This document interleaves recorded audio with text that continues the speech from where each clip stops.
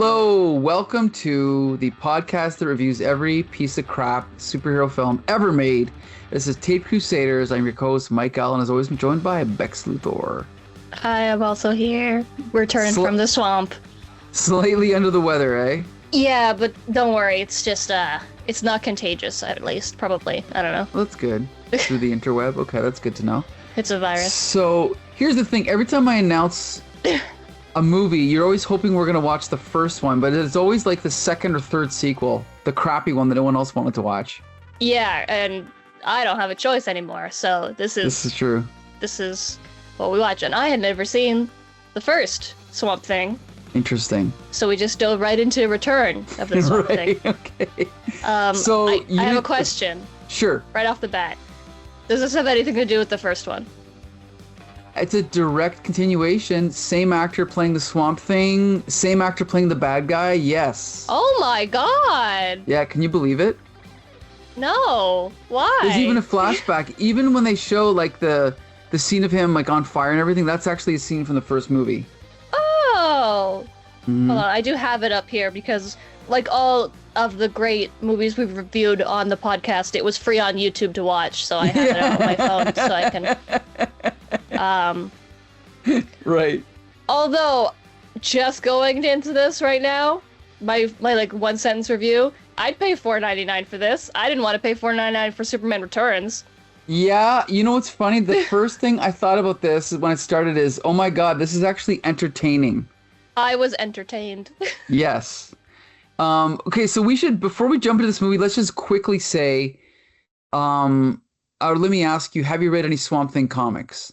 I am familiar with Swamp Thing, mostly from Justice League Dark, as I probably mentioned on the podcast before, but also from our friend who drew Swamp Thing in the mid-2000s, Yannick Paquette.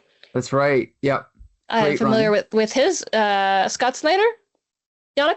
Yes, it was Scott Snyder. Yeah, I think so. Yeah. Yeah, I am New familiar 52. Yep. with that run, and some beautiful artwork by our good friend Yannick Paquette, Mm-hmm. who draws two things really, really, really, really well. Well, he draws lots of things really well, but he draws two things really well: big, huge, gross monsters, and really hot ladies. This is true. This is absolutely true. And everything else he draws is also wonderful, but he draws those two things really, really good, and Those I are love that for him. Specialties, yeah. Yeah, his artwork on Swamp Thing was kind of almost like J.H. Williams III on Promethea and Batwoman. Very elaborate layouts, right? And page layouts. That was really cool. Yeah, they're very well thought out. They're very, like, it's not just, and then I've always liked Yannick's work, especially like his cover art and stuff like that. It's always very like methodical and like everything has a purpose and stuff. It's really nice to look at. So you should check out more Yannick Paquette. Good artist. Absolutely, yes, true. And we also have to mention Alan Moore's Swamp Thing. He did like about 40 issues, I think. Yeah, classic run. Probably where most people know Swamp Thing from is from that that run. Is probably what most people have read, but he is very prominent in more modern comics too now, especially with he's got his connection to the Green, and Poison Ivy has a connection to the Green, so like, and everybody likes Poison Ivy right now, so. Yes, and we should say that this movie, the first movie, and I believe there's more out there, more media out there. None of them directly follow the Alan Moore comics, as far as I know. Maybe the later stuff is inspired, but it's certainly not a direct adaptation. So even though Alan Moore's work was sitting right there to adapt, they chose to ignore it. Yeah. Some of these movies will refuse to be fantastical. And it is so strange to me. Like, that was my problem with Man-Thing too, was that it's like the source material is so interesting and chaotic and magical and all of this, and they're like, nah, swamp monster, pretty lady movie. The way that this movie starts out is outrageous. The way I don't remember where, because Swamp Thing kind of just walks into the shot. Yeah, so it starts off with like random government people. Right. They don't come back, irrelevant. But these random government people are looking for something, and there's a different swamp monster that they find. Yes, And that's right. I had no idea what was going to happen in this movie because obviously I didn't see the first one. I was like, if that's Swamp Thing, I'm turning this movie off right now. It wasn't. Swamp Thing is a full man covered in goo, and he comes out of the swamp and saves one of the military men from this creature. Yes. And he is the most weirdly wisecracking Swamp Thing. This is the George Clooney Batman of Swamp Thing actors, right? Yes. Like, hey, what's going on? I'm Swamp Thing. I'm a monster. Like, there's just no mystique about him, no mystery. Swamp Thing is your neighbor, like your dad's best friend who lives next door, and like just pops in and he's like, "Hey guys, what's going on? It's me, yep, the Swamp Thing," and I kind of like it a lot, actually. You know, here's the thing. Okay, we got to talk about the Swamp Thing. So, you know, the first one was directed by Wes Craven, who we all know from Nightmare on the Street, etc. Yeah, the famous director. Well, he's a great director, but the first Swamp Thing was not a good movie. Oh, it's not? Okay. No, this movie is actually worse, but it's kind of more entertaining because your expectations are so low, right? Yeah, I had very minimal expectations going into this. Yes. And I mean, even like in the opening scene, it basically tells you, okay, we're just joshing here. We're just having a good time, right? This is like a very comedic take on Swamp Thing. Right. Yes. Yes. The first one was not a comedy. This one's a comedy. I don't know if it's supposed to be. Well, it said, I'll put it this way. On the poster, Heather Locklear has a thought bubble. And she says something like, "Why can't men be more like plants?" or something like that. So I think it was definitely intended to be a comedy. And she is correct. But also... Yeah. Right. Okay. So that makes me feel a little bit better about it. Although I think it would be funnier if it was just like played straight and Swamp Thing was just like your average Joe. Sure. You just turned into the Swamp Thing. So here's the thing. I understand that in 1989 that there was a limit to what the technology was for special effects. But don't you think they could have done something where it was like a guy's face, but maybe the body was a puppet or animatronic, so that yes, there was an actor behind it, but it didn't just look like a guy in a rubber suit. It is just a man. Yeah, I wish there was a little bit more imagination to it, you know? Well, and speaking of the special effects, they're abysmal, which is wild to me that he has electric swamp goo special effects when he's just have plants, just have puppet plants. I don't understand. I know.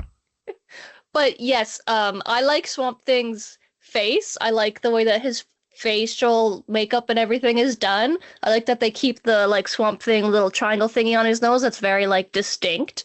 Yeah. And they were like actually trying. But then he's just covered in leaves. I know. And the thing is like the other monster is not great. I'm not sure what it was trying to be, but there is some good monsters in this. The half elephant man is genuinely terrifying. Not bad. Yep. And the half fly man or cockroach man is also very scary. Mm-hmm. This movie, oh boy. I mean, we pointed out last week that this director's credits include a lot of porn. Or porn adjacent. Yeah, more like like softcore porn, like movies that have porn in them, but they're not actually porn.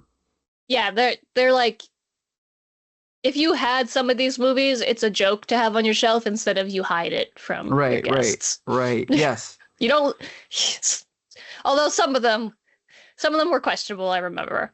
Yeah. But well, they were like the direct parodies of real movies, right? Yeah, but usually Satires. About boobs. Yes.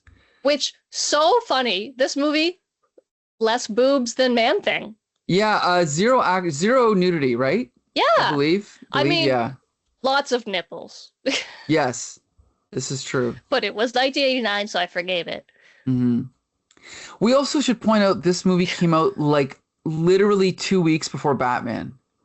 So, yeah, that's what ruined it. I mean, once again, DC strikes again. At least Marvel's consistent, but DC in the same month releases one of the biggest movies ever made, and then this. and they're like, yeah, we're not sure which one's going to be a bigger hit. We're just going to put them out in the same month, you know? Test the I think waters. they knew. Well, yeah. One of them had a little bit more put into it. Budget, I don't want to say yeah. a little more love because I think people genuinely liked Swamp Thing who made this movie, at least a little bit. A little bit, yeah. But definitely Batman was definitely a more That was the A game. This was the B game. yeah, this C B plan. D. Yeah, C B plan. Yeah. This was if you told me one guy made this movie, I'd be like, yeah. Yeah, obviously, yeah, in his backyard. Right, yeah, in his backyard, and he somehow knew Heather Locklear. So we talked about the actor here. My phone keeps going to sleep. I don't know why, but let me unlock it here. So Which the is actor, not my experience watching this movie. I was engrossed the whole time. No, yeah, I mean, so was I. Like we said, I had fun. Okay, let's talk about this here. So the actor that played, hold on, where is he? The actor that played Swamp Thing, Dick Durock. What did you think of Dick Durock as Swamp Thing? He is there. He's not Swamp Thing. He's a guy. I know. But it is charming in a way. He doesn't have really Swamp Thing powers. He doesn't really do Swamp Thing things. He is just kind of a monster in the swamp. But with a regular guy's personality, a nice guy. He seems like a nice guy. That's the thing. I didn't get any like scientist vibes from him or like a personality, really. That's the thing. He's big though. Yeah, but you know what I found out? He actually had a career as a stuntman, and he appeared in an episode of The Hulk where he played. Do you remember the episode of The Hulk where there was like another Hulk? Did you ever see it? The TV show?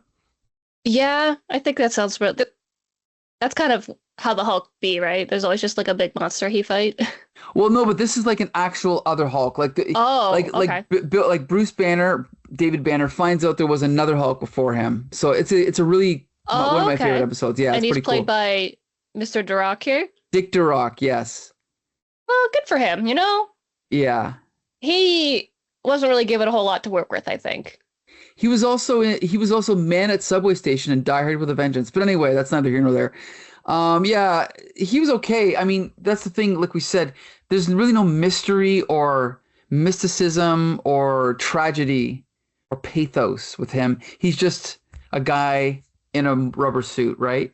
Yeah, like I didn't obviously watch the first one, so I have no origin story for this version of Swamp Thing, which I think is fine. It's like very briefly explained that he was in an accident and then was on fire for a while in a scene, and then is the Swamp Thing, and that's it. And he's just a guy who lives in the swamp, and and he lives dangerously close to his arch rival, and they hate each other.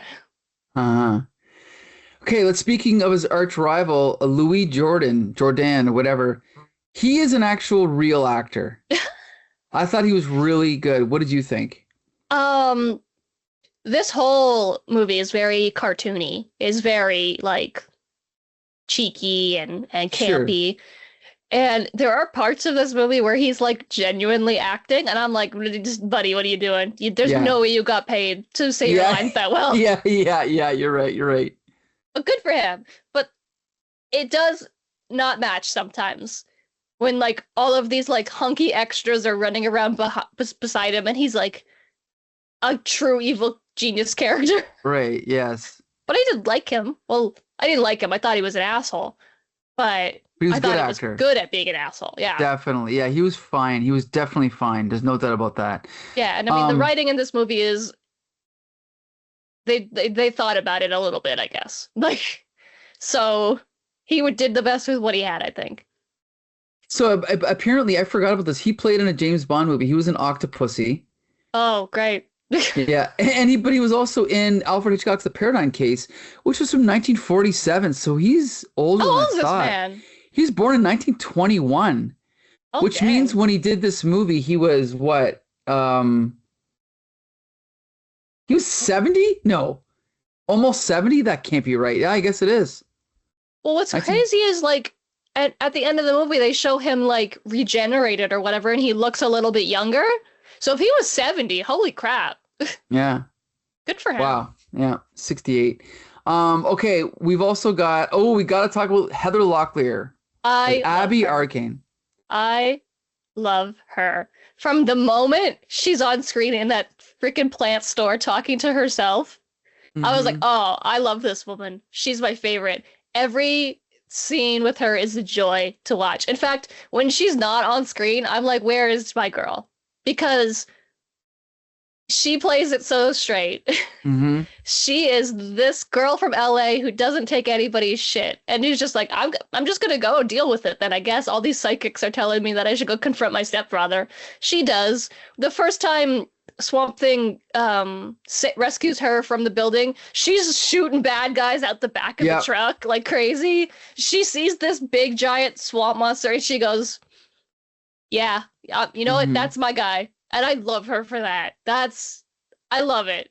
And it is true to the character, I believe, in the comics, where she's like, you know what? Because I'm pretty sure Swamp Thing's wife is just a human woman. Yeah, just normal. At the start, at least. At first, at least, yeah. Yeah, she becomes like the avatar of the rot, right? And like shit goes crazy. But she starts out, I think, as a regular woman. And she's like, yeah, I just like him. And it feels genuine. You don't feel like she's like just like. I feel like she genuinely likes him. Yeah, well, I mean, she obviously has an appeal, and she plays that role perfectly.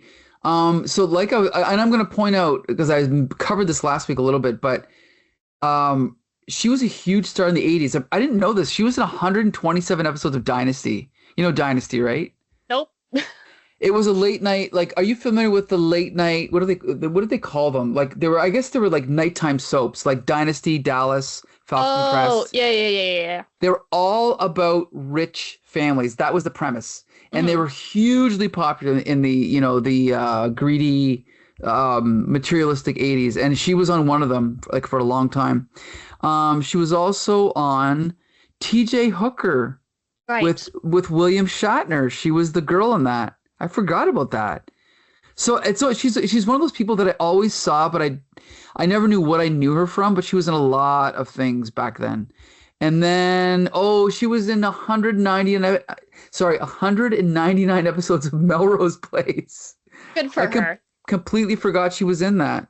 Girl, you get that paycheck. She came in at season 2. I only watched season 1. So you didn't watch the other 190 episodes. Exactly. Right.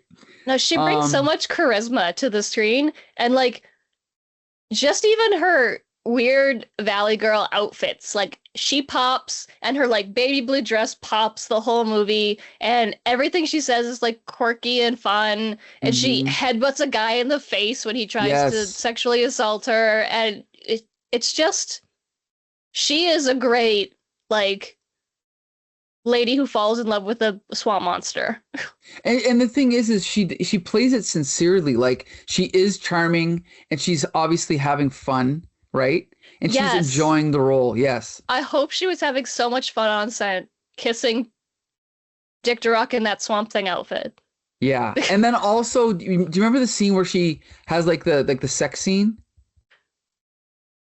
We didn't need that. Okay. She eats a piece of plant from him so that she can imagine having sex with a human version of him.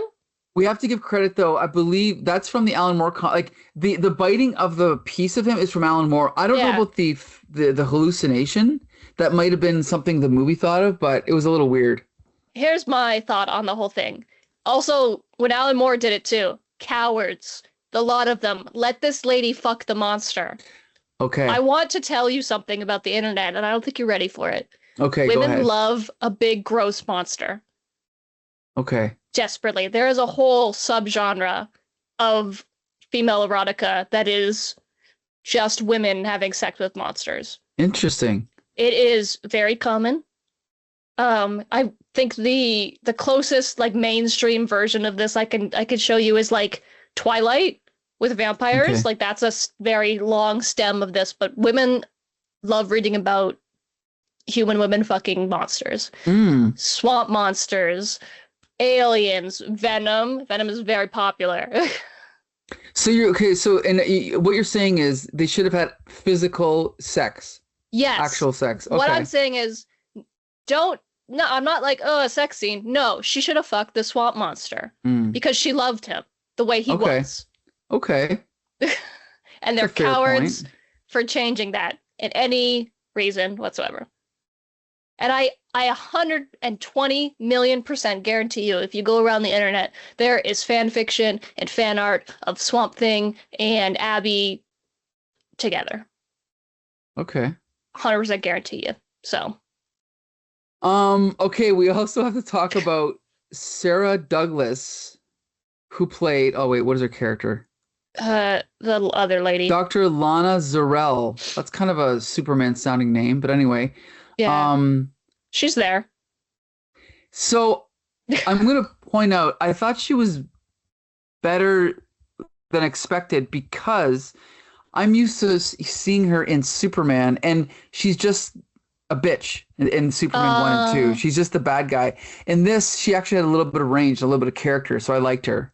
Yeah, she was like, I love this guy, but he's evil, and I thought she was dumb at the end, though. Like she hears that he's going to kill her, and she doesn't just leave. Yeah, I know. Stupid. Mm-hmm. She's like, nah, it'll be fine. And then, spoiler alert, he kills her. Mm-hmm.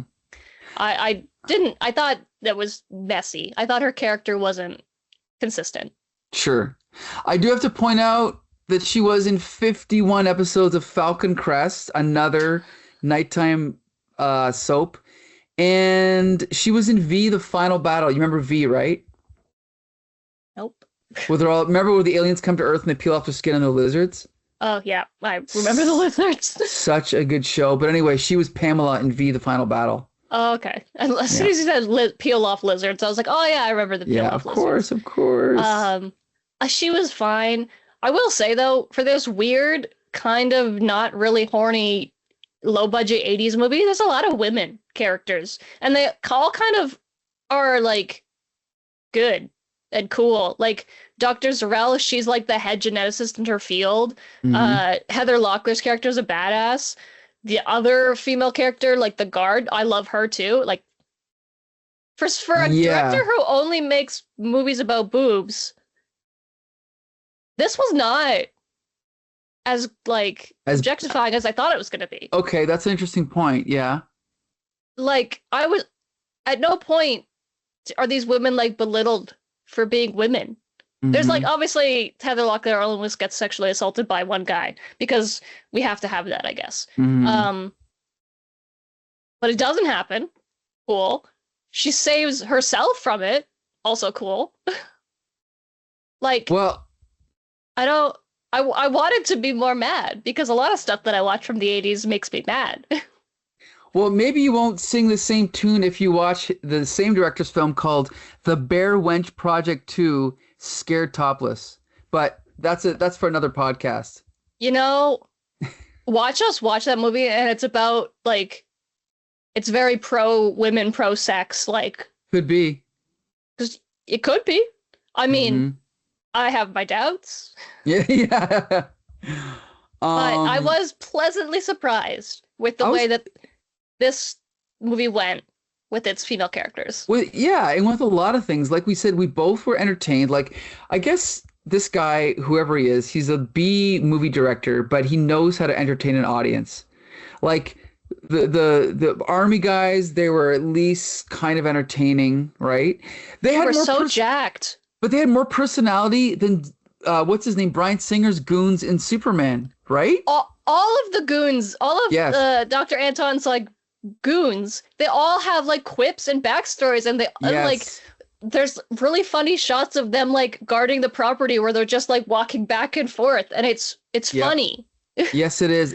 Because that's the difference with this guy is he knows that he's there to make entertainment, and he's doing it. And it's funny.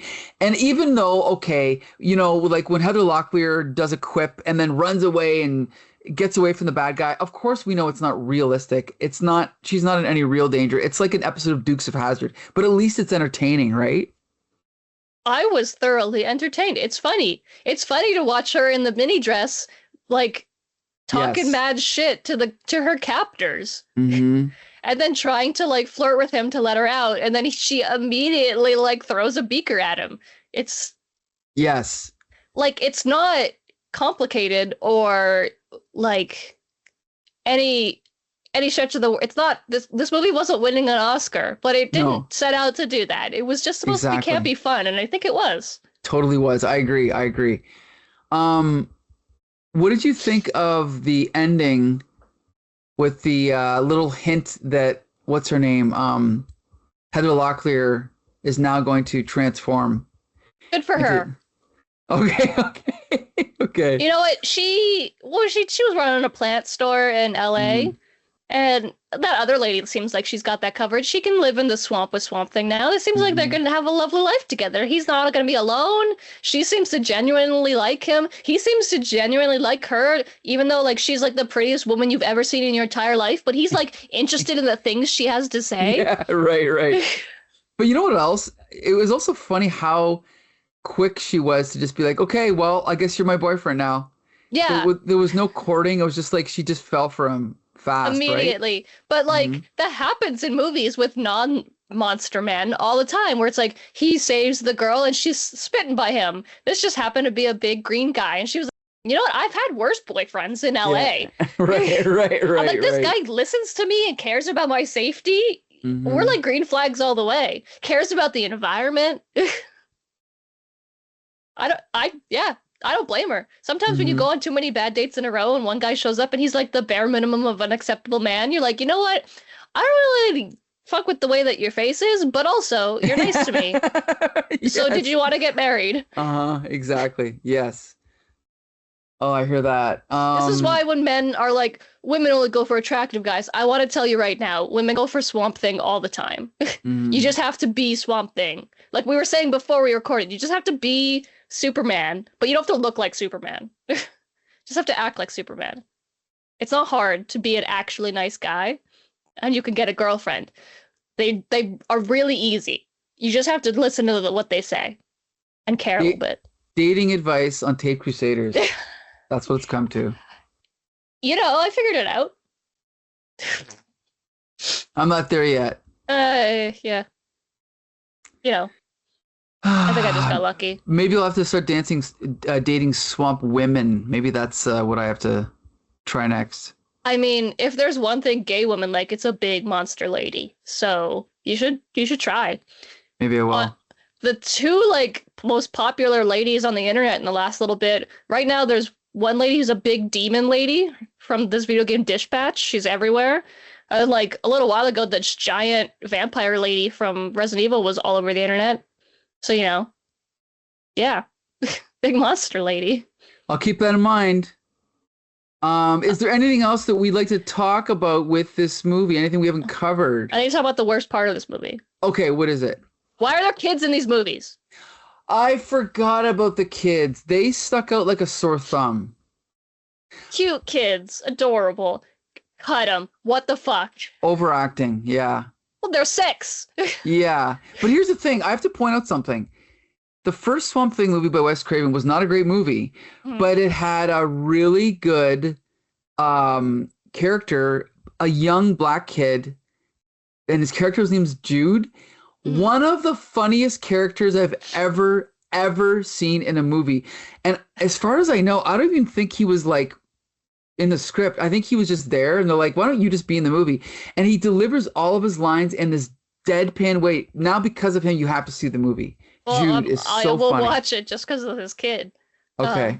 And you know, I think it would be interesting to go back and see actually what this director was taking inspiration from. And But if it's any incentive, there are boobs in the first one. Is that an incentive? I think it is. Yeah. Sometimes they are. Mm-hmm. I won't disagree. Yeah, exactly. But sometimes they're really not. But yeah, no, I hated them. That was the worst. That was the bad part of the movie. The kids. For these children. Yeah, they're back at. Oh, like I forgot about the scene where they're pulling out the porn mags, and then they try to hide them all. I mean, again, the director's having fun.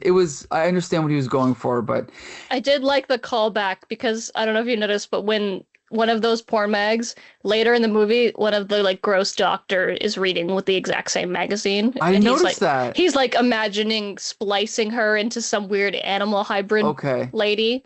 And I was like, hey, the kids had that magazine. Good thing we're reusing props. Right. Yeah, there you go. By the way, did you notice there was a really bad overdub where, if you remember, when they were hiding the mags and then who was it? Oh, remember they answered the door and who was at the door again? It was a monster. It's the big swamp monster that he was fighting in the beginning. So then they slammed the door, and then the way they filmed it was they slammed the door and it cuts to the back of the house, and then I think it's a baseball smashes through the window. It's a bowling ball. A bowling ball.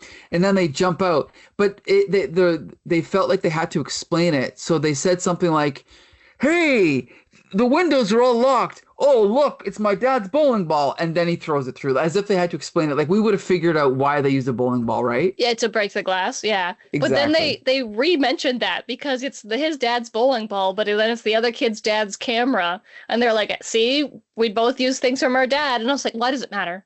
Right. This movie has like 4 lines of dialogue. Why is one of them about this? Right. You're right. I guess that was one of the themes of the film. Using props, using things that your dad gave you. Who knows? Yeah. But never mentioning them again. But the 2 swamp monsters in that scene, they destroy this entire like trailer park and like house and like all of these cars, and it's just not mentioned ever again. Yeah. Well, we didn't say the movie was a masterpiece, right? No, it's definitely not good. I don't want anyone to think that I'm like sitting up here glazing this movie. It was a fun romp, and it would probably make for a really good like monster movie session with a bunch of friends where you just like make fun of a movie together.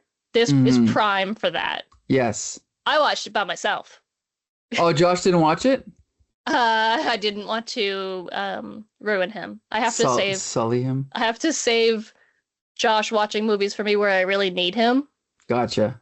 Otherwise, I'll burn him out from bad superhero movies and he won't want to watch anymore with me. Could you imagine if I made him watch like Captain America Gone Too Soon? Yeah, I know. Yeah. Divorce. You'd lose privileges with him. You'd never trust my movie picks ever again. Mm-hmm. Well, here's the thing. We're going to take a break from our regularly scheduled Taped Crusaders next week. Now, this might be airing out of order, so we don't know what people are actually going to see next. But our next podcast next week, we're going to review Aquaman 2. Because we haven't done it yet on Comic Book Syndicate, so... I am so happy that we didn't watch some really bad superhero movies in the 2020s so that we can now go back and watch them together. There you go, yes. The really bad ones. This one and Craven, I guess. Yeah, that's right, Craven. Ooh, yeah. But good thing you guys reviewed Bloodshot, so I don't have to watch that one. I don't want to diss, because we know Kevin Van Hook. It was not, and we posted about it, and he actually commented on our post. He's like, I hope you enjoy it. And we just ignored him for the next 4 years because we didn't enjoy it. So, yeah. Well, he casted Vin Diesel, so... I don't think it was his decision, but... Yeah, probably not. But yeah, understandable. Oh boy. Anyway, the less said about that, the better. Definitely make Josh watch Aquaman 2. Excellent. It's going to be fun. Obviously, you've both seen the first one. Yeah, you both seen the first one, right? I remember liking it. Okay. Yeah, it was pretty good. It was okay. Yeah, I remember being like, a movie. Yeah. But, maybe we should go back and watch a review of it, because I actually think, I'm thinking back now, and I'm like, I think I was pissed. You probably were. Yeah, go back and watch the review. It's up there on YouTube and comicbooksyndicate.com, just like all of our episodes. So like I said, this is probably going to be out of order, so maybe the next episode you see or listen to will not be Aquaman 2, but it'll be something equally as fun, so check it out anyway, right? It'll probably something Aquaman related, honestly. Could be. There's a high percentage of that, a high likely chance of it. I want to thank Bex Luther for joining me as usual. You're welcome. Thanks for letting me watch Heather Locklear for an hour and a half. No problem. Anytime. And until the next time, see you later. Bye.